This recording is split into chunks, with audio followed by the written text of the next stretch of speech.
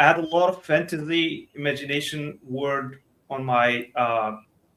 Oh, sorry. I think my Oop. camera died, and I Yeah, am that's stuck sideways. there with the picture. Well, that's me. Just watch me for a Yeah, moment. yeah, Yeah. that's fine. Yeah. So Hey guys, I'm a meathead gamer, probably just like you. I understand the importance of playing Stellar Blade, but I also understand the importance of being in a squat rack.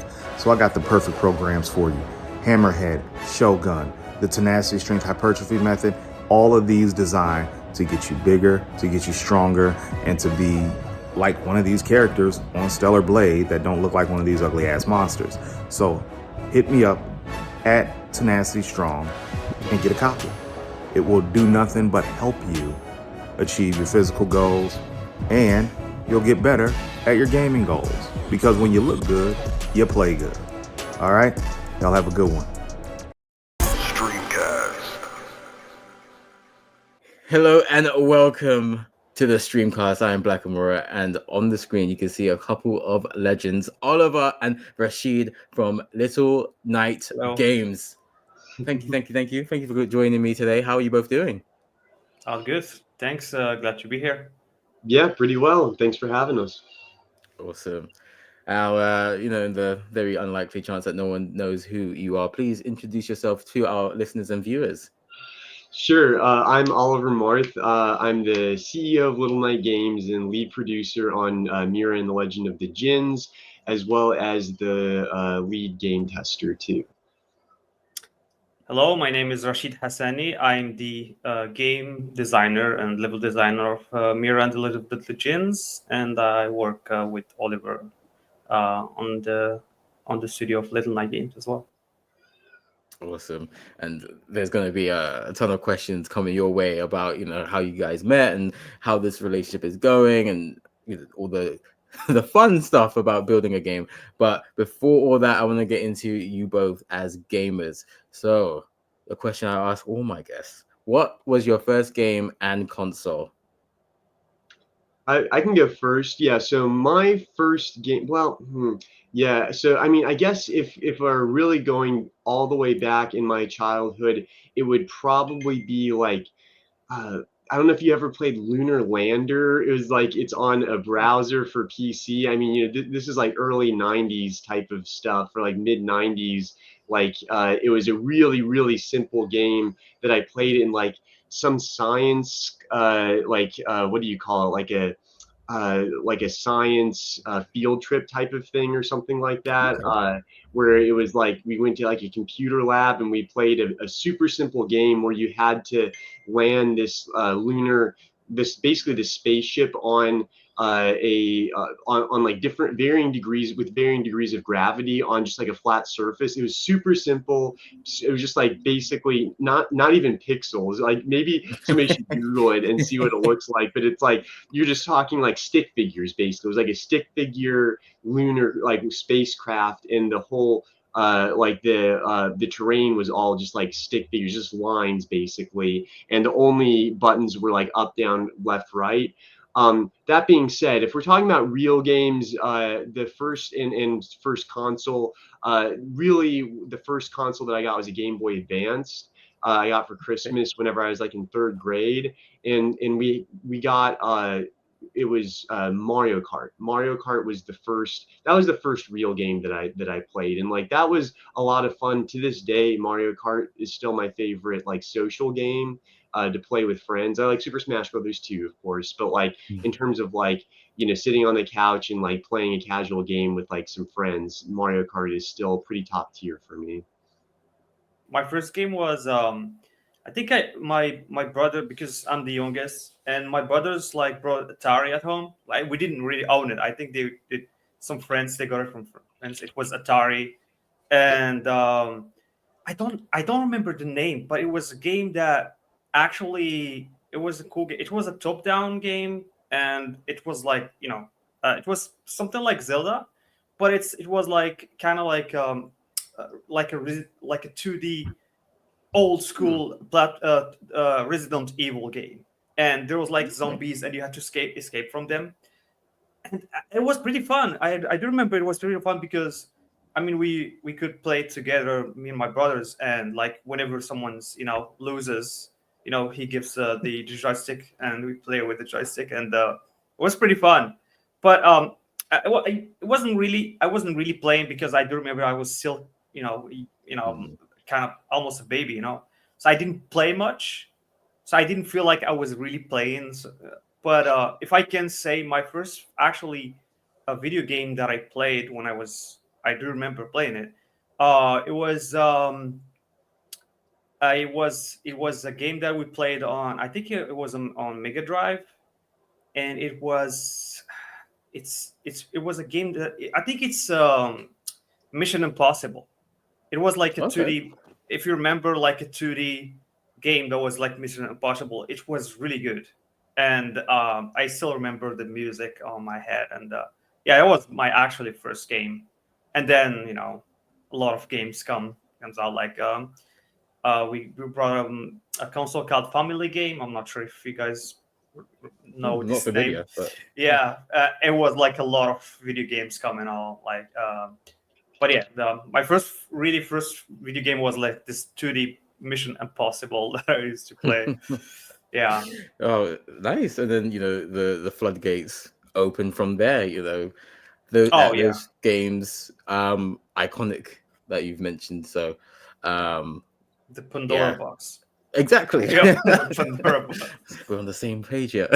Yeah. So, from your first games, from the Mario Karts and Mission Impossibles, what are those games that, if you go on a desert island and there's electricity there, what are those games that you're taking with you? What are your top 5 games? Oh, top five. So that's a little bit tough. But I definitely can start going down a list. For sure, like the first game that was truly my favorite game was Fire Emblem. So I mean I love it. Turns out, I mean, I played chess with my dad growing up, so I enjoy turn-based strategy, and I already had some background of like playing some turn-based strategy, and I really enjoyed it. And Fire Emblem, I mean, there's kind of a bit of a deep cut too of just like. Super Smash Brothers Melee came out whenever I was pretty young, and there was a character in that called Marth, and Mhm. as you can see, my last name is Marth. So I was very intrigued by the very first American release of Fire Emblem. Basically, I was super psyched. I was so psyched to be able to play as Marth, like in a video game. Well, I got the game, because I begged my parents for it. They got it for me for Game Boy Advance. It was super fun. I played it all the way through. No Marth. There's no Marth in the Fire So Emblem. definitely this is gonna be on the list. I mean, Right. So like one would think I'd just be like, there's no Marth. This sucks. But it's not. I love that game to death. Like that probably is still the that's most pretty fun. nostalgic game that I have. Like I'll still play it occasionally, like on emulators or other things like that, because I don't even have my old Game Boy Advance anymore. But I love that game. I've put a lot of hours into that game, even as like a young adult. I've come back to it. So that's probably my number one, especially in terms of like nostalgia. I really loved uh, Pikmin growing up too. That was a really Oh, fun game. Like I always loved that. That's a little bit more real time strategy, but it's not a real time strategy that's like too much to deal with. I like real time strategies in theory, like Age of Mythology. I put a lot of time into as well. That was fun, but it's realistically just kind of too much to deal with for me. Like there's a lot to keep track of, and I think overall they're just a bit too bloated, generally speaking. But Pikmin did a better job of like narrowing what like you have to deal with at any given point. So I really enjoyed that. The game that I've played the most, that I have the most hours for. By probably a pretty long shot, at least in terms of like a single player game, although I played it with friends as well, is Civilization 5. That's a huge yeah. one for me. I've put over 1,000 hours into that game, and I love it. Another turn-based strategy that's just fantastic. Never really got into Civ 6, but I am looking forward to the Civ 7 release that's coming Okay. down the pipeline. And then Oblivion is like probably my top RPG. That was Oh, like kind of the first real like kind of AAA game that I ever got. It was for the PC. It was back whenever I had a Game Boy Advance, but like I got that, and that was really really awesome. I put a ton of hours into that. So all of those, and then I don't know if I really can say that old school RuneScape is like one of my favorite games, but realistically, I put a ton of hours into that MMO. There's something super addictive about RuneScape. I played it a bunch as a kid too, and I told myself I would never pick up another MMO ever in my life because of how many hours and like life destroying it was. And then COVID hit, and technically I was like, well, I'm like, other people have tried to get me into other MMOs, and I'm like, I'm not doing it. And then one of my friends hit me up about old school RuneScape whenever COVID hit, and I was like, well, I said I'd never play any other MMOs, so I started playing that again, and now I've put tons of hours into that more recently. But it's really less about the gameplay, and it's more about it being a fairly passive activity I can do while I'm doing other things like my day job or like whatever. I can have it on the side. It can be on my phone. I can be standing in line. It's like there's ways to play it really, really passively where you don't have to put much like effort into it or like much focus into it. But I wouldn't say the gameplay itself is really what's drawing me. It's there's like a certain like passiveness to it. But I do enjoy it whenever I get my RuneScape time. So I guess I got to put that on there too. And that's completely valid. That's 6 though, I think. So I guess we'll call that an honorable mention then. Okay, yeah, that's fair. All totally valid. Yeah. What about you, Rashid? Oh well, 5 games is hard to do. It's really crazy. Like, how could you, like, if I ask you the same question, you'd be like, I prefer to just not play, dude.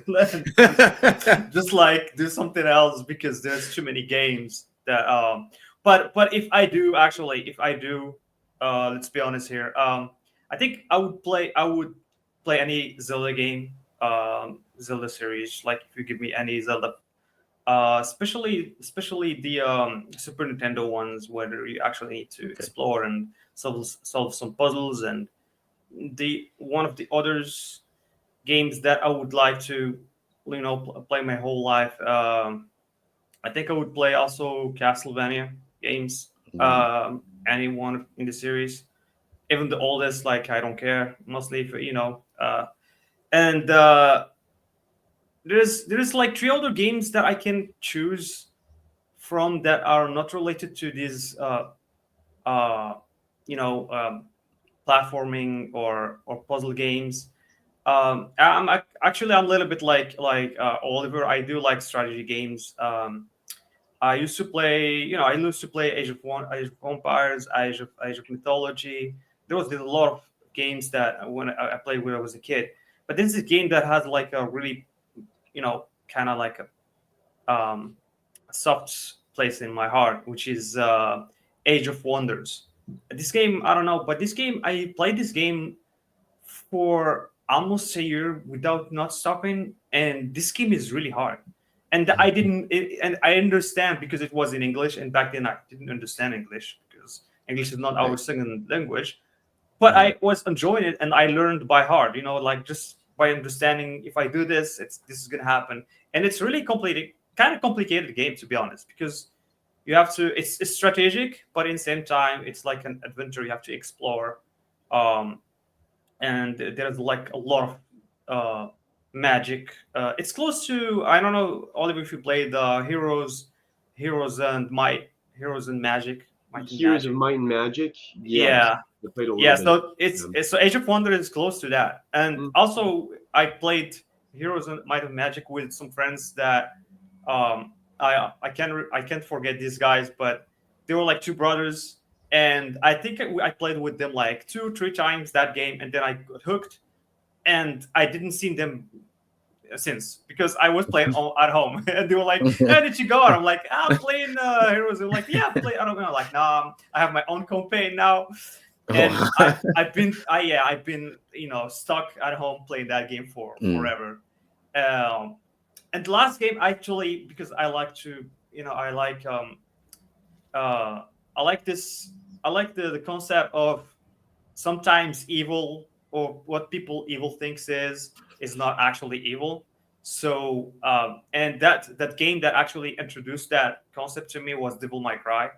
so I like Devil May Mm. Cry, and I played every single game of Devil May Cry, and not just because of the guns, because the game is freaking cool, and especially back in the days, like when you could do this crazy combos with that, and it was pretty rewarding after having a bad day and you play Devil May Cry. You kind of like it's a little bit of mix, puzzles. Then sometimes you want to destroy it, sometimes you just want to sit and think, and build your own empire. So yeah, 5 games. I think this will do it if I could play these games on, in a Yeah. Lost Island or whatever. Yeah, I would say that. Yeah, that's a really big mix. Yeah, personally, as someone who played Devil May Cry a bit later on, I could really get the wonder and the mystique of just all this back stuff crazy, being Yeah. able to just swing and chain so many combos. So I do get Yeah. that, especially if you had a rough day, especially as a Yeah, growing up, sure. it's the perfect way to like de-stress and just like forget about the worries of the world. So I do get that. So yeah, I'm noticing a bit of a theme with Oliver, definitely with the turn-based, the strategy stuff. So I can see where that's led to you as a person, and what your likes are in the game. And with you, Rashid, that's very impressive that while English wasn't your language growing up, you were able to kind of connect the dots on this game, which is a whole other level of challenging. I played games in Japanese. I played games in Japanese that I didn't understand anything, That's and I amazing. kept playing it. And yeah, especially because here in Morocco, it's hard to find games. It's hard to find games, especially back in the days. It's just that, and so imagine finding the game with like at least in French language, because I can speak French because that's my second language. Yeah. But it was hard to either like find the game that you want and then with the language that you want. So Exactly. Japanese. I think my first Fire Emblem game, by the way, Oliver, it was in Japanese, and I finished. Yeah, it was the one on Game Boy Advance, and it was in Japanese. And I don't know how I got that game. I don't remember, and I was like hooked, and I kept playing it without understanding nothing. Imagine I finished that game like that without understanding. That's the one that you play as Roy, right? Like Roy's the lead. Is that the one? Yeah, the one with the blue hair. Oh no! Oh, you played Sacred Stones then? Okay. Yeah, I played Sacred Stones. Yeah. Okay. So it was a long time ago, and it was in Japanese, and I was like, I didn't care much. I was like, yeah, let's go. Sorry, I interrupted you. No, completely. No, feel free. Like this is what I love hearing, because everyone's story is different. So this is why I asked these questions, and I love how Oliver just knew it straight away. All you had to say was blue hair, and it's like, yeah, he knew. I got it. This is someone who knows his Fire Emblem. Yeah. Fire Emblem. Oh man, I mean, just a side question. Those games that were in Japanese and in French, was the text in that language as well? So there was nothing for you to understand off? Oh yeah, it was everything in Japanese. Like everything is in kanji, and later I understood what it is. But for me, it was like Chinese. I didn't even know it was Japanese. For me, it was Chinese. And then I just, okay, I played a lot of games in Japanese. That was not the first one, because also there are some games still till today they didn't get translated to English or any language. Like just recently, there's a game that's close to Pokemon, but it was so cool because you could draw symbols, and then the symbols are actually the abilities, and you have to discover this symbol. It's like a runic symbol, and it's based on Japanese culture. It was so good, but since it's in Japanese, I didn't remember the name, so I had to search for hours. Just so I'm like, okay, I found it, and I played it again, and I didn't like it much because that's why I thought I can't play this kind of games anymore. Yeah, that's why I thought you were talking about Fire Emblem 6, which is the one with Roy in it, because they never localized that one, even though they came out with the Smash Brothers game and stuff like that had Roy as a playable character. They never localized Roy for at least for English. So the only way that I've played it is on an emulator on my computer with basically like somebody translated it, like a fan translated it to English. I've never tried actually playing the game in Japanese because that's just That's next level. So yeah, good on you, Rachid. That's Oh, quite well, commitment to like it's learn, because I guess I can see how you could do it, just because like all the inputs are the same for everybody, oh like yeah, every true. character. Yeah. So like once you get used to it, I could see how you could figure it out, but I never had the patience for that. Yeah, especially because there's stats in Fire Emblem, and you have to figure out what are the stats are. That was the big challenge, and Yeah, yeah, I literally wrote it down on a paper, yeah. like Okay, yeah. this, what this Keep looks track like of this, it. and Okay, then yeah, I that's was like, great. oh, that means attack, that means Yeah. defense, and dude, it was pretty fun, to be honest. Yeah. It's so amazing how well kids can like apply themselves to the right medium, because like Yeah. a lot of this stuff you could maybe translate to something educational, like the way Yeah. you've gone, you've kind of made a way to understand Japanese. You've made this Yeah. game, or you've played this game without understanding a single word, Yeah. and it's like this is you've taught yourself something really amazing. You've really come through a really big hurdle, a big obstacle Yeah, for but the we can't do enjoyment. that anymore, dude. Like we No, can't, we're locked in our ways we now. can we can't do that now. Like what? All right, Google Translate, please. Again, and of course, that's a really good point that you mentioned. Back in those times, the No, we resources just didn't have wasn't the there. There was so technology. many, technology, laws. There's just a lack of digital, prowess that Yeah. prevented a lot of these things. So, there were less resources, and with less options, you had to just find another way to enjoy things. But with Yeah. now, even with anime, With there's everything, a lot yeah. of barriers have been knocked down by the powers of technology. So as we skate along through your top 5 games, and we try to connect the dots, how do you go from playing games as a youth to going, oh, I want to play that game, to actually doing it? Because a lot of people say things like, oh, I want to learn a language, I'd love to do yoga, to do ballet, but then there's another step to actually start that journey. So how did you start the journey as to being a developer? Yeah, Oh, so Rashid go and I ahead, have Oliver. different, yeah, we have different experiences, like early, I think, in our transition towards making games, because we kind of met part of the way through our both of our journeys. So for me, it was, it really was like kind of a morphing, because like I started off, so I went to college at UNC Chapel Hill, and I did learn. I basically went to communications. Like I majored in communications with like a concentration in media production, and a minor in film. So I was really, I was planning on honestly like making movies, but I mostly wanted to make media of some sort. Like that was what I was trying to do. And they actually had like a video game concentration that they introduced like my senior year, that I didn't end up doing anything with, because it was too late for me to major in that. But like, whenever I graduated, I was still honestly initially like making some movie scripts, like trying to decide what I could do with that. I had some people that I knew who were like musical or like actors or like other things like that. And so I was sort of uh, like kind of playing with that idea. I had thought about moving to LA, basically like a lot of my other the other people I graduated with did, but there's a lot of downsides to that. I mean, I've seen a lot of their stories. Like for every like one who is successful in Hollywood, LA area, like 9 are unsuccessful. And Mm. honestly, like I was telling your friend, the only person that I know from my class who is really successful in LA ended up selling headshots. Basically, she like does headshots for people. Mm. It's sort of like selling shovels. Selling the Hollywood dream to other people, basically. And like Basically, that's how. yeah. Yeah. So it's like there was a lot of like barrier to entry, and like just like people getting doing serving jobs and stuff like that to try to be an intern at a studio, other things like that. And it didn't sound, and the cost of living is super expensive there. So I decided I was just going to try and cut my own path here in North Carolina.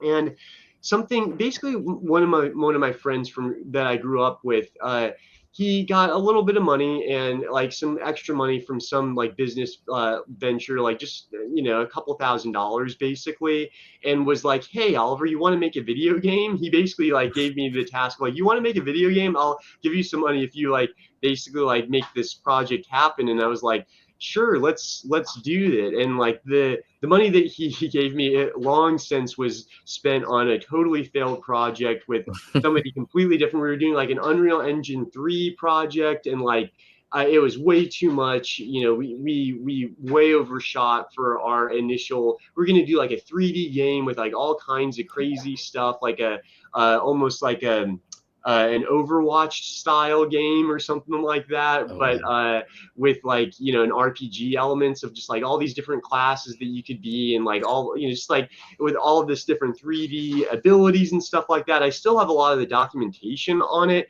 It would be kind of cool to someday make that game, like if Mira is really successful, but it was just way too much for our initial game. So like that project just like totally fell by the wayside.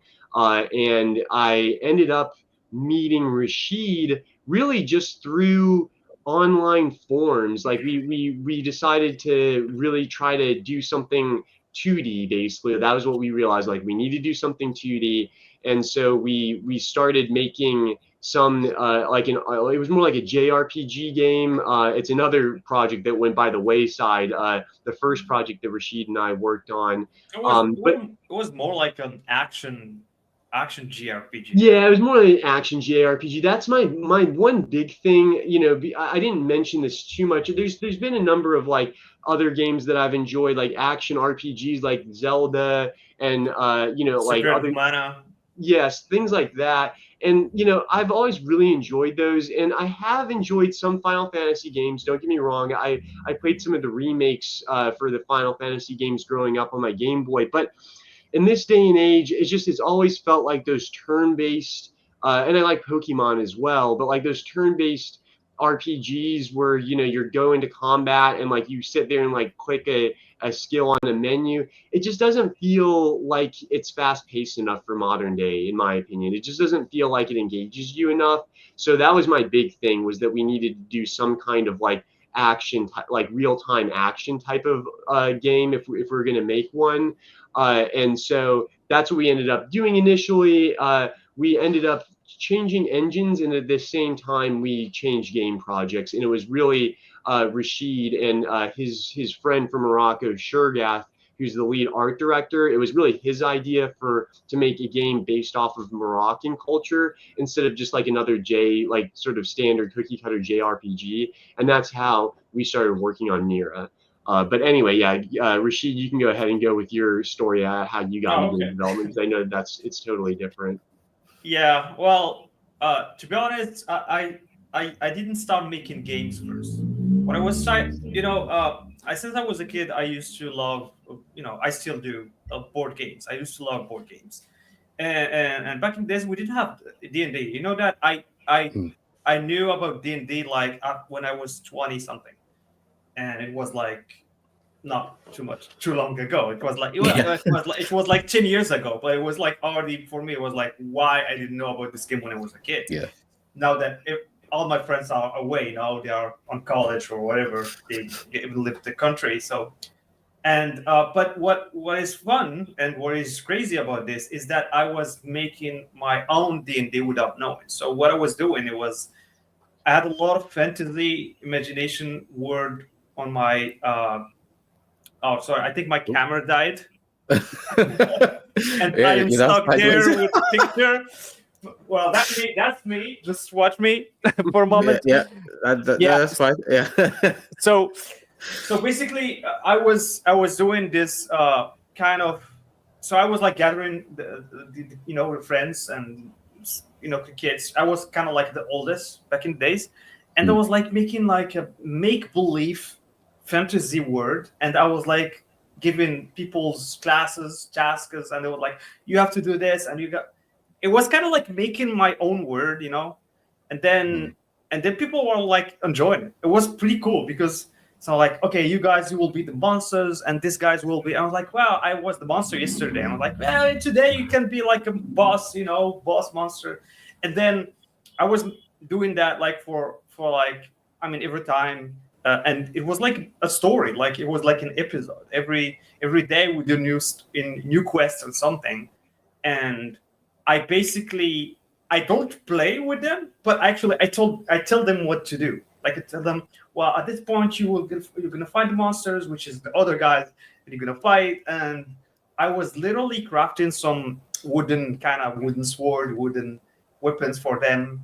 It was not really, like really true ones, but it looked, fun enough to wield and kind of fight. Uh, sometimes some accidents happen, and I'm like, okay, stop. We're not gonna use the weapons anymore. Oh God. So yeah, so I was like, I think I was 14, something like that, 14, Wow. 13. Yeah, and for me it was like I was old enough to do all this, and then like years later, and I was playing games. Basically, what I was doing, I was playing games, and I was trying to reproduce the games in real life. Instead of playing soccer, I used to play soccer a lot because in Morocco it's not like a common thing to do. I used to play soccer. I used to go to the forest a lot, and you catch some. It's crazy. I mean, don't like. It's not supposed someone's supposed to do that. But I was catching scorpions, snakes. I was like, I was literally feel like I'm Robin Hood or some. Oh, I wow. was pretty wild. When I was a kid. I wanted to be in that fantasy world Yeah. so bad.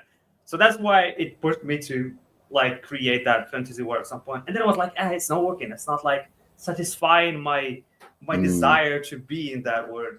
And then I don't know how, but I had a PC, of course, and then I stumbled on RPG Maker, and I was like, oh, I can make games. And back in days, I loved RPG as well, JRPGs, Final Fantasy, Breath of Fire, all these JRPGs that I used to play on Super Nintendo.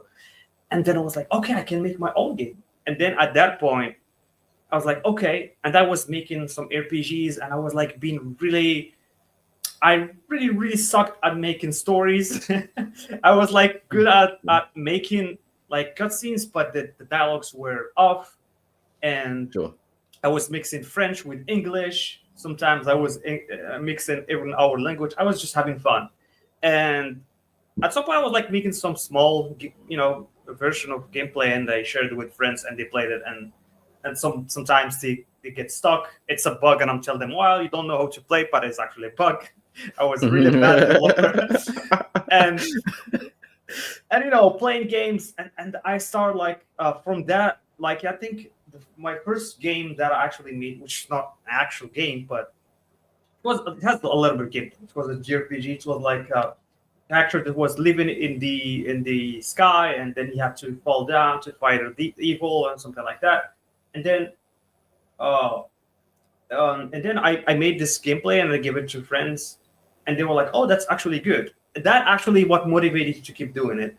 And something clicked when I remembered when I was a kid. It's still, I still have that. It's not a problem, but it's something that I still have. I like more watching people play it.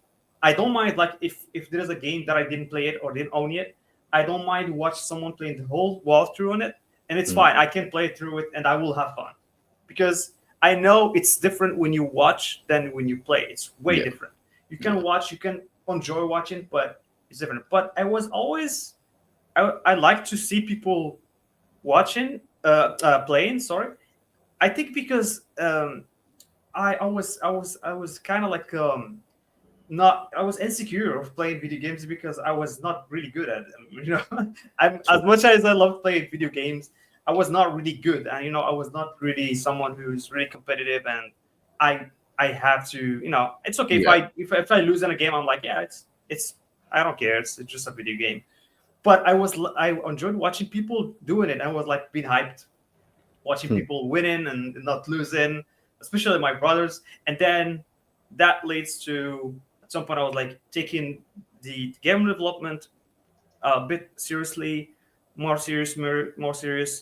I made like an RPG of like 2 hours of gameplay. I never released, of course, as I said, like all these were like underground games. And what happened is at some point, what happened is I had a really crappy laptop, and I think I lost six years of work, and it had a lot of games that I made, small games. I was that I got depressed for 3 months, and I was like, I'm never gonna I make don't any blame game you. again. Yeah, and I didn't have a PC for 3 months or more, and I was like, my life, it's unlivable. And what's funny is actually after that I was like, I'm not also because I also compose music, so I had also some music that I made that I lost, and I lost all that. And I was like, I'm never gonna make games again, and I'm never gonna compose music again. I'm done with this. And I think few years later, what happened is that I don't know. I had like an epiphany or something because I was like, okay, I have this idea, and I was making my own game, personal game. I was taking things seriously, and it's crazy. That's actually that step.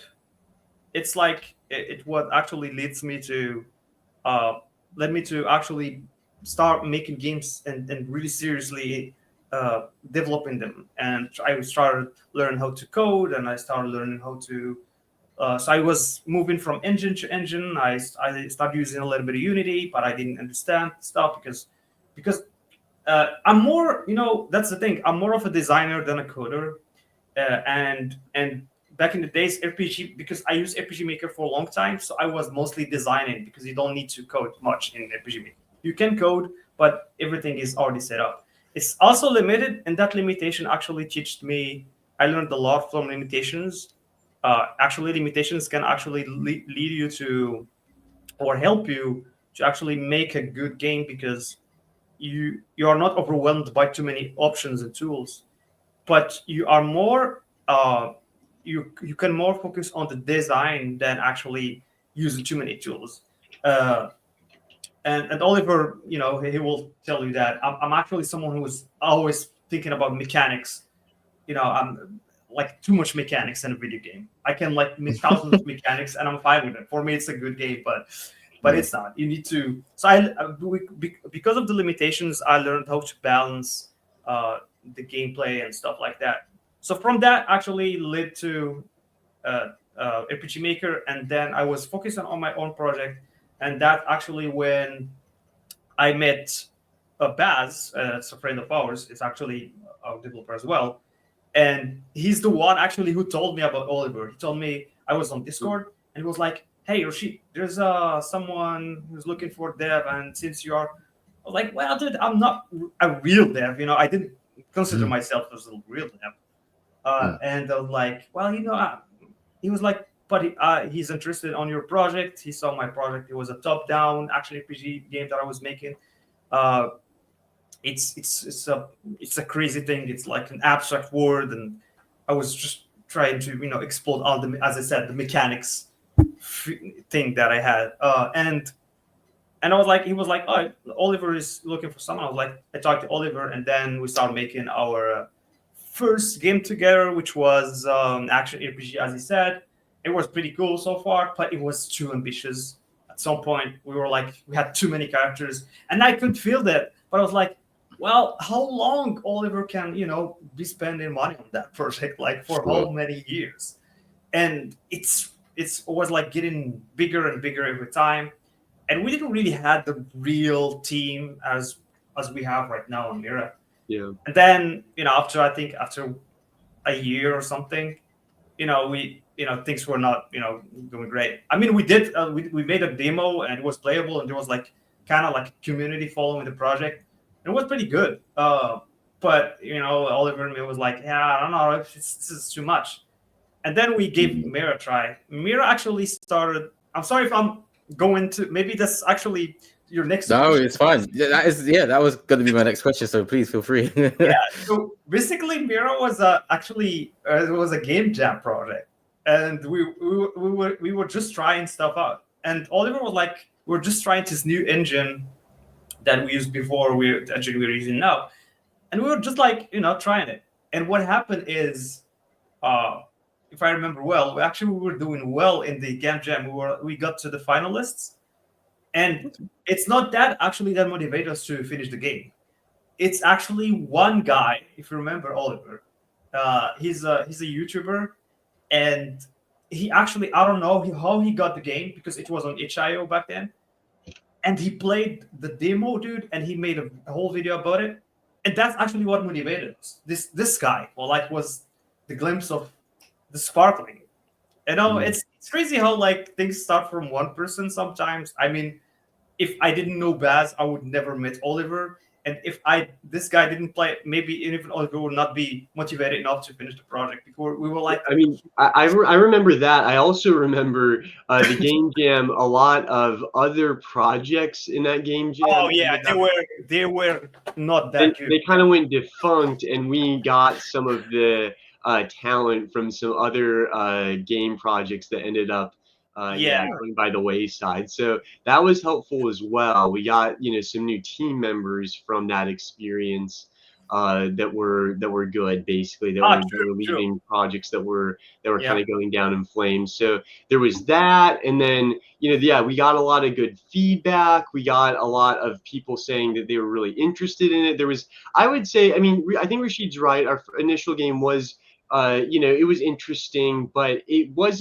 didn't quite have like this sort of uniqueness that this game has, of being more grounded in like Moroccan lore. It was much more vaguely like JRPG, whereas this is like got a bit more of its own sort of cultural sense to it, and look and feel to it, that's really cool. We also and yeah, I'm sort of anticipating your questions now. We're just kind of going into some of the Mira development stuff, but at some point we got a bit of a following. We ended up well after we've developed for a while. The game jams happened. We've got a good demo going, and we made a Kickstarter, and we actually, our initial Kickstarter was a little ambitious. We were trying to raise like $70,000. It was the type of Kickstarter where I actually quit my day job, and I was like, I'm gonna just be able to pay myself from the Kickstarter, and as like the producer or whatever, and make the game as well. And we did not meet our goal of 70,000, but we made like 20,000 or something like that in our initial, like we made $20,000. So we just went ahead, or we didn't make it, but like that was how many funding pledges we got, with like $20,000. So we decided to relaunch it, a Kickstarter for as $20,000 is the goal. And I also started applying for jobs, and like I started doing DoorDash and stuff like that. So like I managed to get a new job as well.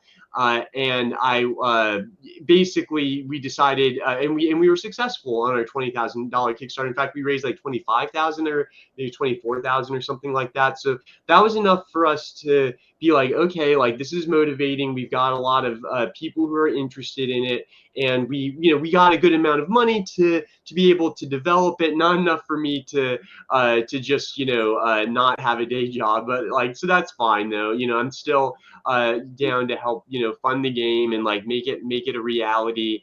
And it also meant that we were going to have a longer timeline, which is what we're dealing with now, which I can also get into. Maybe I'll just go ahead and get into it. We were developing on Pixel Game Maker MV, which was pretty decent. I mean, we really were able to get a lot of the game made on Pixel Game Maker MV, but we just ran into issues of it's really not robust enough to make a game that just doesn't have bugs. We were able to make playable builds that people could play, but everybody always said like the controls are a little bit meh, the feel of it is a little bit clunky, and there's always some bugs. Like there were always some bugs. Even if they weren't game-breaking bugs, they were existing enough to be frustrating. So at some point, well, not at some point, about a year ago, a little less than a year ago, about 9 months ago now, it became very clear we needed to find a new game engine. So that's actually where we found our old friend Baz, actually the guy that Rashid mentioned, who we originally got me into contact with Rashid. I kind of forgot about that, but he was the one who talked to Rashid initially to get us on board. And we'd worked with Baz in the past, but he wasn't actively a member of our team whenever we were developing Mira and Pixel Game Maker. But he had started working on a game engine called Godot. And the big thing that Godot has been a thing for a while, but one of the big things is that they recently there's a big blow up with Unity. So we'd known for a time that we were trying to find a new game engine, to be honest, and it was mostly more than anything because we want to port it to like Xbox is a big one, Switch as well, ideally PlayStation, and even Android and iPhone. We'll see if we're able to get all of those on day one of release. It's looking more likely it's going to be PC and Xbox, but potentially Switch. That's a little bit remains to be seen, if I'm being honest. But we do want to port to all of those platforms eventually, like one way or another. That's our goal at least. And Pixel Game Maker did not have the native ability to port to all of those different platforms. So that was big, but also some of the issues that we ran into with bugs meant that we knew that we wanted a new platform, a new game engine. Unity was the plan. That kind of got scrapped with some, we don't need to get into it. People know generally vaguely about the issues with Unity that came up.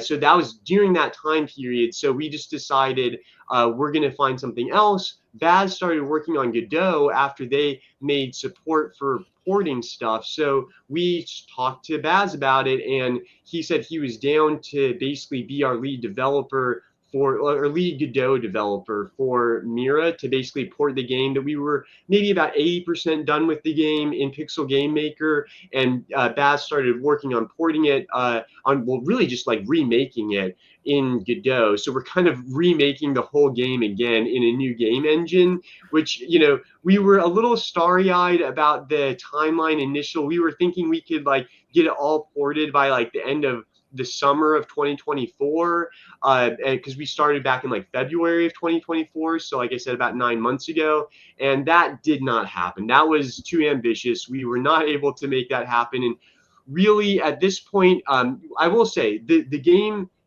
we've made several demos now, and there's a demo available on Steam for anybody who wants to try it. And we've gotten a lot of good feedback, a lot of positive feedback, obviously some constructive criticism as well, but a ton of positive feedback, and very much like just from my own experience, the game plays better than it's ever played before. So I'm really, really happy about it. The controls are very smooth, and things are looking really, really good. That being said, it is taking more time, and we do want to make sure that we are making a good game whenever we're done, and we do want to port it. We do want to release it at least on like two of the platforms, like at least PC and Xbox. So like that's also making it to where we're planning on releasing in 2025 at some point. Where we're not committing to any dates right now, but we're looking at like Q2, Q3, 2025. That's the goal. That's what we're shooting for. So yeah, no official release date. I'm not at this point comfortable making those prognostications, because yeah, they've kind of fallen flat in the past. So we'll say Q2, Q3. That's the goal, and I do think that we're going to make that happen. It does feel like things are running very, very smoothly now, and yeah, I'm very happy with the place that the game is now. But it's been a long road, make no mistake. Yeah, we've been working on Mira specifically. Mm-hmm. I've been working on trying to make a game since like 2018, but Mira specifically since 2020. A little bit in 2019, but it was like the end of 2019. So really, it's been 2020. And whenever COVID hit, it was really COVID. COVID was. I mean, we were making Mira before COVID, but COVID was that's honestly. Maybe that's even bigger than anything else, than the game jam or anything else, is like really COVID let me and a lot of other people on the team spend more time working on the game, because we were working from home, like, our day jobs or whatever. And that just let us kind of go in between things more easily. So that's definitely been a big boon to our game development, honestly, was COVID and the working from home and all of that. Yeah, that's something that we've definitely noticed in terms of like human beings. A lot of people's lives change fundamentally. So so that's really good that you've found that positive from such a negative situation. Yeah, really, yeah. So I have one final question, or I guess a two-parter, but you've mentioned the release window of 2025 Q2, Q3, which it seems like a very realistic goal for a window. You've mentioned a lot of like the mechanics and the workarounds of the game, but for anyone who's watching who wants to know what the hook of the game is. You mentioned Moroccan culture, which is something that tugged at me personally. Like, this is different. This is unique. What of the story of Mira and the Legend of the Djinns can you share right now? And how can people support your game? Okay. Yeah. Well, Go ahead. I think, you know what, Rachid, I was going to say, I'm going to let you take this. All right. Okay. So it was a little bit hard to actually do like a game inspired from Moroccan culture, because our culture is, that's the thing. Our culture is even mysterious to us as Moroccans, because we don't have too much data about our culture. But when I say our culture, I'm saying mostly about the folklore that actually was lost with time. Because if you don't actually make sure this folklore and this information about the culture is not actually saved somewhere, stored somewhere, like a museum or something, it's going to be easily lost, right? So 100%. so we had to take what we have, and we mostly focused on childhood stories and mainstream stuff that are in Morocco, and then we dig a little bit more about what is spiritual here in Morocco. And what is mostly spiritual here in Morocco, it's everything related to jinn and witchcraft, which is not really witchcraft. It's so basically in Morocco we have something we call gnawa, and gnawa is a type of music. And the gnawa, so gnawa is a type of music, and the gnawi is someone who's doing that kind of music. And this music is mostly like, it's like a trend, like a trans spiritual music, something like that. So it transcendent, like people who have like, it was mostly to ease some people who basically have like an interaction with an evil entity, or something. And the evil entity, it's basically what jinns do to humans, which is possession, whispers, and what that kind of stuff. But in the same time, we're gonna show the culture, what is routine of a Moroccan, and how Moroccan, the clothes, the language, the principles of Moroccans, and all that kind of stuff. So the most thing that people will see in this game, because it's, as I said, like, you wanted to see like what is unique about this game. It's basically just like to show the people that there is like a culture that it was not really known in the world, and it has a lot to offer. And it's basically also universal, because basically all the cultures have like something in common, and they have like differences, but they are all in common. You know what I'm saying? That's the thing. But we focused on mostly the main character is not a superhero, or like someone who's like like a legendary character or whatever. It's like a simple dude.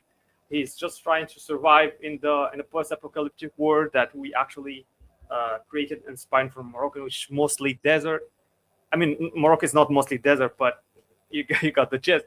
It's Sure. But we try to create like this fantasy world, and at the same time, emphasize the idea of that character. Anyone can actually live in Morocco and be a kind of like a legendary character. I mean, that's even like in the world, not only in Morocco. But the thing is, the main character is like, as I said, he's like a scavenger, or like like Indiana Jones. He basically like find relics and stuff and sell them, and then because of the culture, because he has like an instrument, it's called the gembri. The gembri is what the Gnawa uses. So because of that, he actually survived and managed to get himself like in an epic adventure. It's not because he's like powerful, or like he have like some, I don't know, kind of superpowers or anything. It's just because he's like he like the Gambris helped him to actually interact with these kind of beings that actually helped him to get into an epic journey. So basically, that's actually what we are offering as and there's some other things, of course, but that's actually, in my opinion, that's the most important thing, is that you don't need to be have superpowers in order to be a hero, but you can actually be something or be someone special in your own way, and you'll be able to actually, uh, you know, join people in an epic journey. So yeah, that's basically what it is. Yeah, so like if Yeah. we were to do like a short elevator pitch, it's like it's Mira is essentially a Metroidvania that is like based in a world inspired by Moroccan cultural traditions. I think that that's kind of our Yeah. little tiny sort of one-liner, I guess, for the game to kind of sum it up. Amazing. Yeah, I'd like to wish you all the best, all the success with the launch of the game. And yeah, thank you for taking the time. Really quickly, how can people follow you and support the game? Yes, so we've got a Twitter account that you can follow us, or X.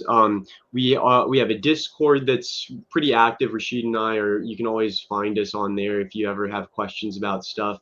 You could follow us our Kickstarter. I mean, we still have, like, you can't pledge to it anymore, but you could follow it and see the updates, because I do monthly updates there that are public for people to see.